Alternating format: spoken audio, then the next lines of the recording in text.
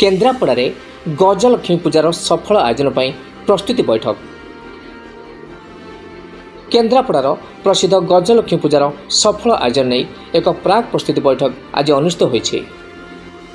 Municipality town hall ठारे अनुष्ठित ए बैठक रे केन्द्रापड़ा मान्यवर विधायक गणेश्वर बेहेरा, महाकालपड़ा मान्यवर विधायक दुर्गा प्रसाद नायक, म्युनिसिपालिटी चेयरमैन सरिता साहू, पूर्वतन जिला परिषद सभापति गीत सेठी, जिलापाल रघुराम आर आयर, आरक्षी अधीक्षक सिद्धार्थ कोटरिया, अतिरिक्त जिलापाल नवकृष्ण जेना, उपजिलापाल अरुण कुमार नायक, अतिरिक्त आरक्षी अधीक्षक समेत समस्त लाइन विभागीय अधिकारी पूजा कमिटी उपस्थित रही।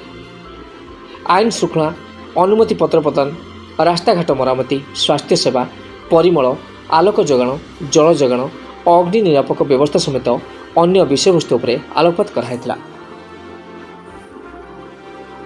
पूजा को सफलतार सहित आयोजन पर जिलापाल समस्त सहयोग कामना करछन्ति। केन्द्रापड़ारू अनिरुद्ध सेठीक रिपोर्ट, OTN TV।